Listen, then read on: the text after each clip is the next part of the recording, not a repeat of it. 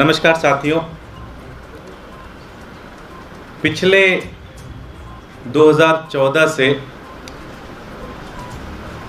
हर एक अंतराल पे 6 महीने, 8 महीने, 10 महीने के अंतराल पे आप लोगों ने ये देखा कि कितनी बेशर्मी से, दादागिरी से केंद्रीय जो एजेंसीज़ हैं उनका मिसयूज़ करके सरकारें गिराई गई, सरकारें बनाई गई। अभी हम लोगों की याददाश्त ताज़ा ही है कि किस तरह से महाराष्ट्र के अंदर पूरी शिवसेना को तोड़ लिया गया और तोड़ करके बीजेपी की सरकार बना दी गई। उससे पहले 2018 में कर्नाटका के अंदर कुमारस्वामी साहब की सरकार चल रही थी। उनके 17 एमएलए को तोड़ा गया और तोड़ करके अपनी सरकार, बीजेपी की सरकार बना दी गई। मेघालय के अंदर चुनाव हुए, 60 सीटों में भारतीय जनता पार्टी को 2 सीट आई और उन्होंने 2 सीट के बाद भी अपनी सरकार बना ली। विपक्षी पार्टी थी नेशनल पीपल्स पार्टी, उसके एमएलएस को तोड़ लिया, डरा दिया, धमका के अपनी सरकार बना ली। मणिपुर के अंदर 60 में से 21 सीटें भारतीय जनता पार्टी जीती, लेकिन उन्होंने एक रीजनल पार्टी को तोड़ा और उसके प्रमुख को सीएम बनाकर अपनी सरकार बना ली वहाँ पे। गोवा का इतिहास आप सब लोग जानते हैं कि किस तरह से चुनाव हुआ। कांग्रेस को सबसे बड़ी मेजॉरिटी कांग्रेस की थी, 17-18 सीटें कांग्रेस की आई, लेकिन उनके 12 से 13 एमएलए को तोड़ करके बीजेपी की सरकार बना दी गई।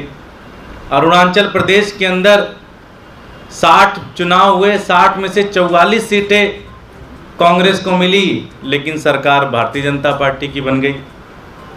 मेघालय के अंदर, मध्य प्रदेश के अंदर 22 से ज़्यादा एमएलए को तोड़ के बीजेपी के अंदर मिला लिया गया। इसी तरह से राज्यसभा के जब चुनाव हुए तो गुजरात के राज्यसभा चुनाव में बीजेपी के, कांग्रेस के 8 एमएलए को तोड़ करके बीजेपी के अंदर मिला लिया गया और राज्यसभा के चुनाव जीते गए। 2014 के बाद इन सारी घटनाओं को भारतीय जनता पार्टी के नेता बड़े मुस्कुराते से आते थे, मीडिया के सामने बड़ा दम भरते थे कि हमने ऑपरेशन लोटस किया है, हमने कमल खिलाया है। और उस कमल को खिलाने का जो सबसे बड़ा हथियार रहा वो सीबीआई रही, वो ईडी रही, कहीं कहीं पे एनआईए भी शामिल हुई, कहीं कहीं पे पुलिस भी शामिल हुई। और ये कोशिश हमेशा की गई कि किस तरह से वो सारे राज्य जहां पे भारतीय जनता पार्टी चुनाव में नहीं जीती है, उन राज्यों के अंदर कैसे भारतीय जनता पार्टी की सरकार बने।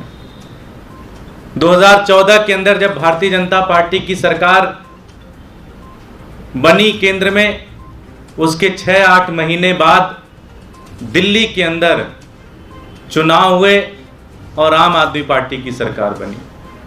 तब से लेकर आज तक समय समय पर लगातार कोशिश की गई कि किस तरह से आम आदमी पार्टी को तोड़ा जाए, किस तरह से आम आदमी पार्टी के नेताओं को धमकाया जाए, किस तरह से आम आदमी पार्टी के लीडर्स के ऊपर एफआईआर किए जाए। हमारे 40 से ज़्यादा एमएलए के ऊपर एफआईआर किए गए। हर किसी को 1 हफ्ते, 10 दिन, महीने, 3-3 महीने, 6-6 महीने जेल के अंदर रखा गया। किसी को पैसे का प्रलोभन दिया गया। और सबकी कोशिश यही है, भारतीय जनता पार्टी की डे वन से कोशिश यही है कि किस तरह से जो ऑपरेशन लोटस महाराष्ट्र में हुआ, मेघालय में हुआ, मणिपुर में हुआ, कर्नाटका के हुआ, मध्य प्रदेश में हुआ, वो ऑपरेशन लोटस दिल्ली के अंदर भी हो। और यही कोशिश में इन्होंने दिल्ली के उप मुख्यमंत्री श्री मनीष सिसोदिया जी को टारगेट शुरू कर दिया। कहते हैं, हम लोग क्या ओल्ड सेइंग है, साम दाम दंड भेद सब कुछ लगा दो, कहीं पे साम चलाओ, कहीं पे दाम लगाओ, कहीं पे दंड दो, कहीं पे भेद लगाओ, कोई ना कोई रास्ता निकली जाएगा। लेकिन दुर्भाग्य है बीजेपी का कि आम आदमी पार्टी एक ऐसी पार्टी है जिसके नेताओं में, जिसके वॉलंटियर्स में नेताओं वाले डीएनए नहीं है। हम अभी भी चप्पल पहन के चलते हैं, अभी भी हमारी वही पोशाक है और वही जीवनचर्या है। हम राजनीति में पैसा कमाने नहीं आए, हम राजनीति में देश बदलने आए। और सच्चाई तो है कि हम राजनीति में आना भी नहीं चाहते थे। यहाँ पे जितने लोग बैठे हैं 2011 से आम आदमी पार्टी को कवर कर रहे हैं, हमें तो धक्का दिया गया कि नहीं तुम भी इस राजनीति में जाओ, तुम भी इस राजनीति में जाओ। तो हम लोग अगर राजनीति में आए हैं तो इस देश की राजनीति को बदलेंगे। और सबसे बड़ी दिक्कत जो भारतीय जनता पार्टी की है कि आज देश के अंदर अगर कोई एक आवाज, कोई एक आइडिया, कोई एक मॉडल की चर्चा हो रही है, कोई एक विचार की चर्चा हो रही है, तो दिल्ली और पंजाब के अंदर हो रहे अरविंद केजरीवाल जी के कामों की चर्चा हो रही है। लोग पूछ रहे हैं कि भाई देश को 75 साल हो गए आज़ाद हुए, अभी तक सड़कें नहीं बनी, अभी तक स्कूल नहीं बने, अभी तक 16-16 घंटे बिजली कटती है, अभी तक अस्पतालों के अंदर दवाई नहीं मिलती, अस्पतालों के सामने जान चली जाती है, अस्पताल नहीं मिल रहे, भ्रष्टाचार इतना ज़्यादा है। तो पूछ रहे हैं लोग कि भाई जब पंजाब में हो सकता है, दिल्ली के अंदर अगर अरविंद केजरीवाल जी कर सकते हैं, तो मध्य प्रदेश में क्यों नहीं हो सकता, कर्नाटका के अंदर क्यों नहीं हो सकता, गुजरात के अंदर क्यों नहीं हो सकता, हिमाचल प्रदेश के अंदर क्यों नहीं हो सकता, जम्मू कश्मीर के अंदर क्यों नहीं हो सकता। ये प्रश्न प्रधानमंत्री मोदी जी और संपूर्ण भारतीय जनता पार्टी के नेताओं को चुभ रही है और इसका कोई जवाब नहीं है उनके पास। तो क्या कहते हैं, अरे नहीं नहीं नहीं नहीं, ये सब झूठ है, कुछ ऐसा है नहीं, वो पेपर फर्जी पेपर, ऐसा कोई पेपर नहीं है, वो न्यूयॉर्क टाइम्स जैसा कोई पेपर ही नहीं है, न्यूयॉर्क जैसा कोई जगह ही नहीं है पूरी दुनिया के अंदर, कोई पेपर ही नहीं छपता इस तरह का।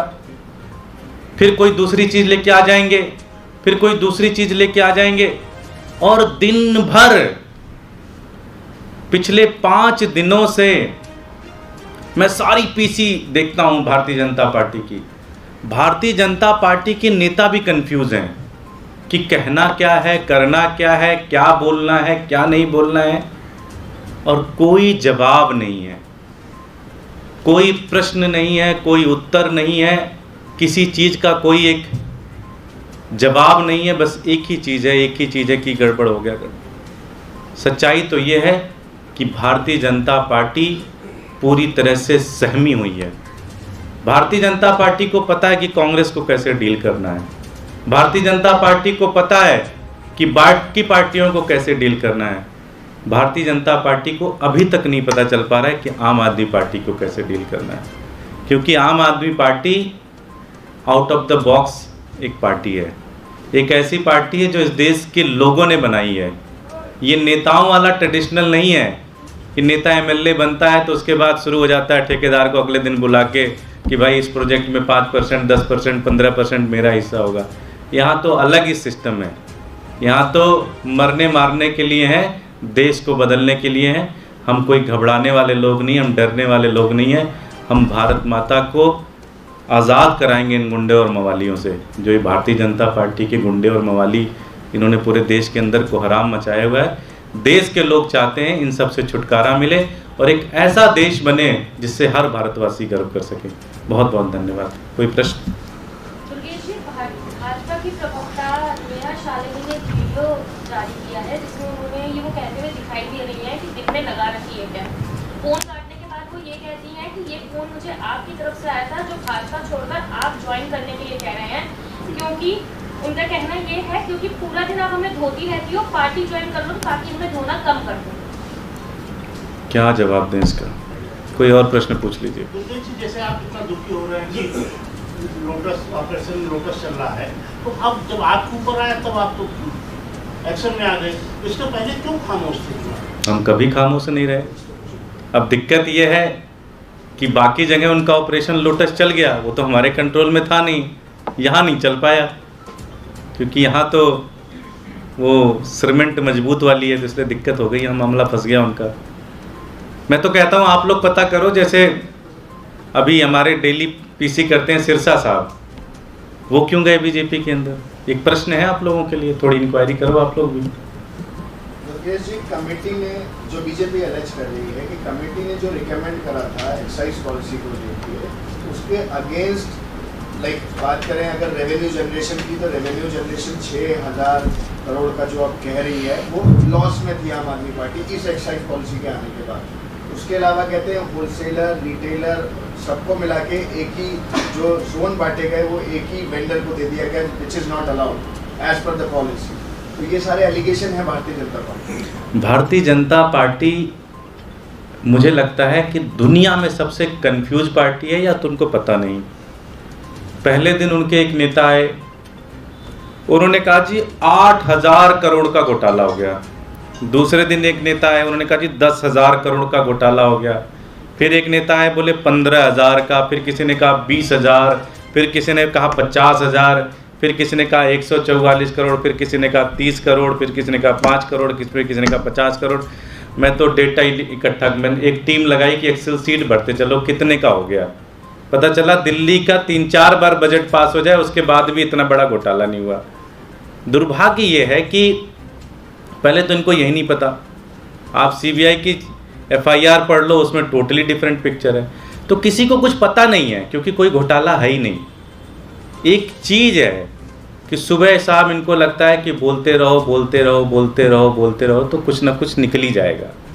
भाई ध्यान होगा आपको, जब सिंगलू कमेटी क्या जांच बैठी तो यही लोग कहते थे बहुत बड़ा घोटाला हो गया।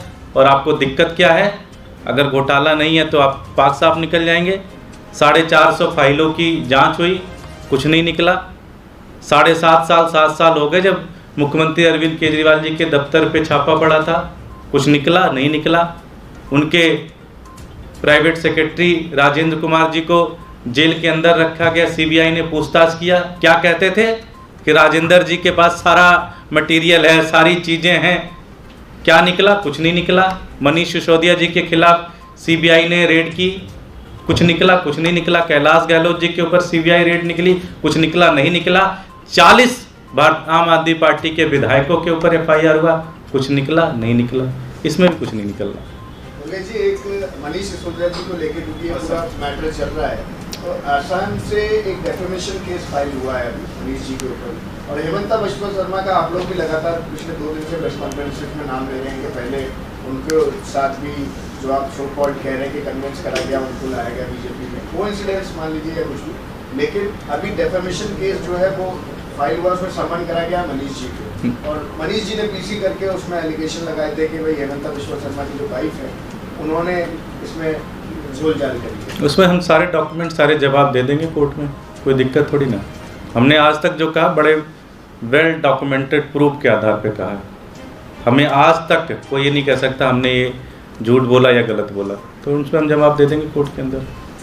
Thank you. सबूत कब रखेंगे ऑडियो वाली? दे देंगे, काफ़ी बेचैन हो रहे हैं आप लोग भी, जल्दी आएगा।